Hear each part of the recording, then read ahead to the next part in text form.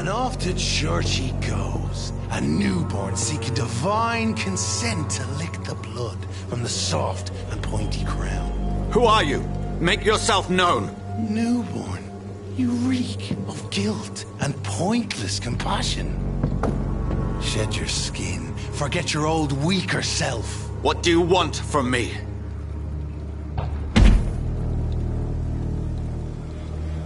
Ascalon does not approve of lone wolves who bring unwanted eyes to our pastures. So your name is Ascalon? Ascalon's will is vampire law. Learn them, abide by them, or I shall return as your judge and jury.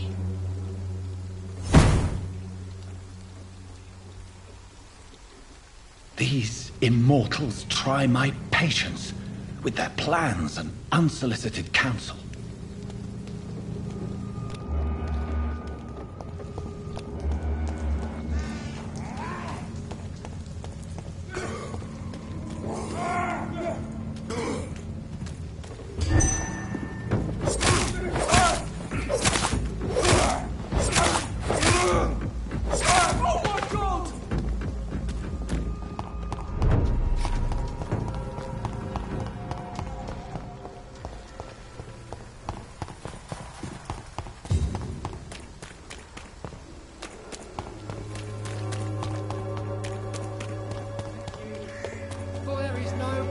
Against malevolence and trickery.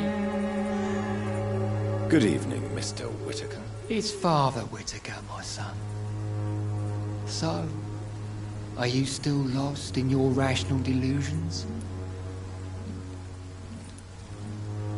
Have you recent news of Nurse Crane and her dispensary? That woman is as depraved as Jezebel, and she deserves the same fate. Really? Why is that? This woman runs no medical facility, but a temple to the false prophets of science and debauchery. And she has many accomplices, I heard.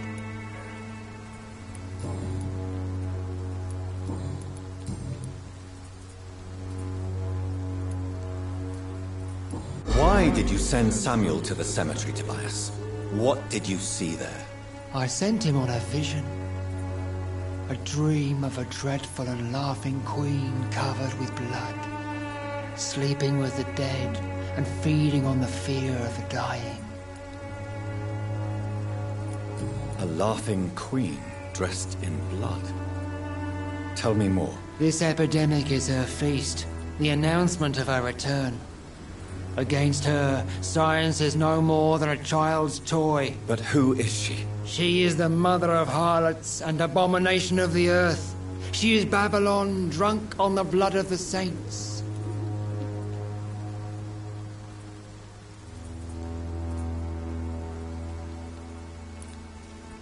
Tobias Whitaker, confess why you burnt those people alive. I have done what no one was ready to do.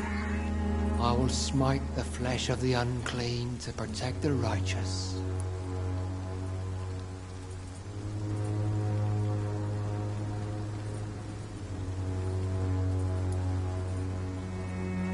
You are just another heartless murderer, exploiting the epidemic to kill with impunity. No! No. The only way to contain the spread is to strike at the source itself. The proliferating sick. You're not the savior of London. You're just a glorified sadist. I take no pleasure in this awful cleansing, Dr. Reed. I am only driven by the thousands of innocents I save each night.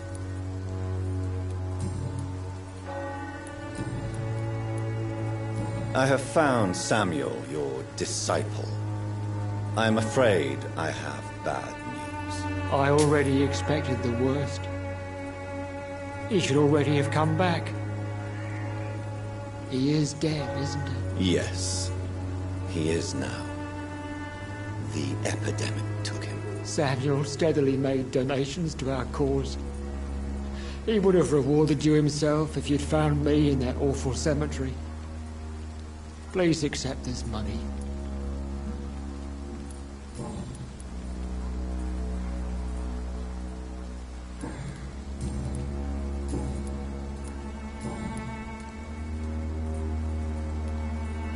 Your disciple, Samuel, stole from the dead in Stonebridge Cemetery. I have proof of his crime, and proof of his death. No! Samuel was the best of us. So devoted, so zealous. He gave all he had for the cause. He tirelessly preached the good word.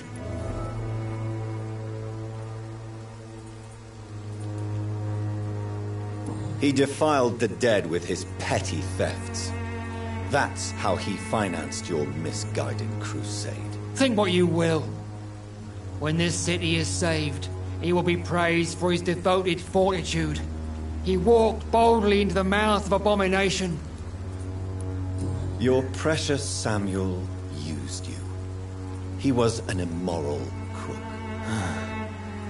If that's true, then he will be my burden to bear during this endless night.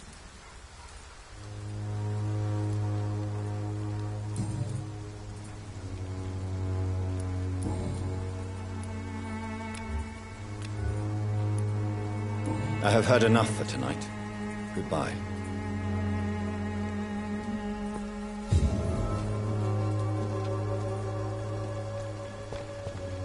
You look so pale, my lord. Would you like me to revive you?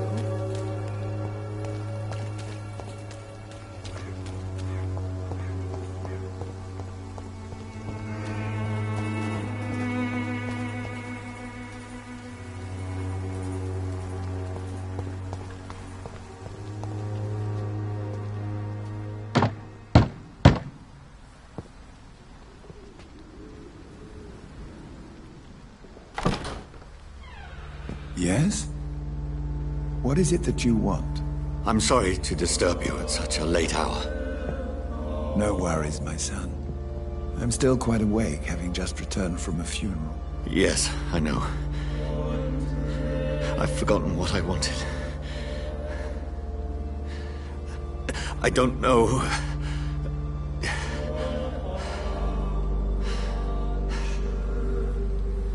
May I help you, child? You seem somewhat perturbed. I haven't the strength to cross the threshold. I wish to pray, to cleanse my soul. The church is shut by order of the bishop.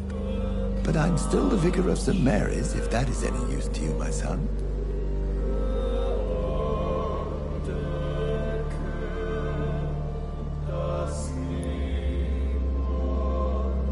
You seem to me a good soul, Vicar. But this is a personal matter. There are no secrets from God, my son. If your heart needs comfort, consider me your chapel. For I can be as silent as stone.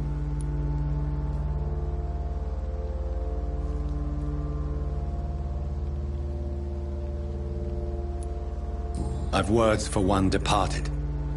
They're not for living ears to hear. Your eyes burn with rage, yet I see the pain that lies beyond. I am here to lighten the burden of all God's creatures. Whatever you tell me is between us and the Lord. Very well, priest. As you seem quite adamant. Open your heart, my son. Tell me what burdens you. With whom do you wish to speak?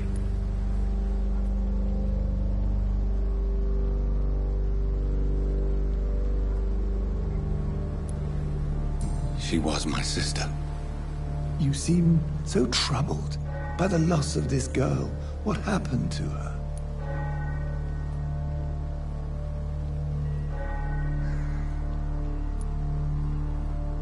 It was an accident.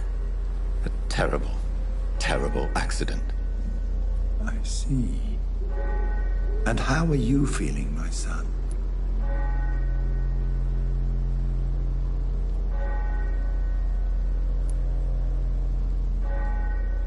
I feel responsible. The pain is consuming me. I have a final question for you, my son. This is of the utmost importance. Ask your question, Vicar. What would you like her to know?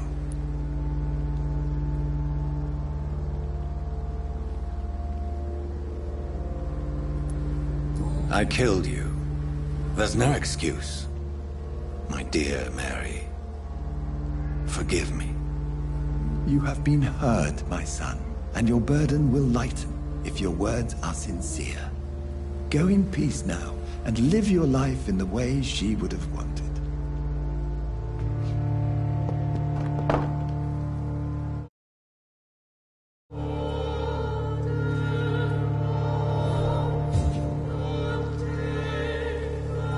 Whatever happened on this dock is between my sister and I.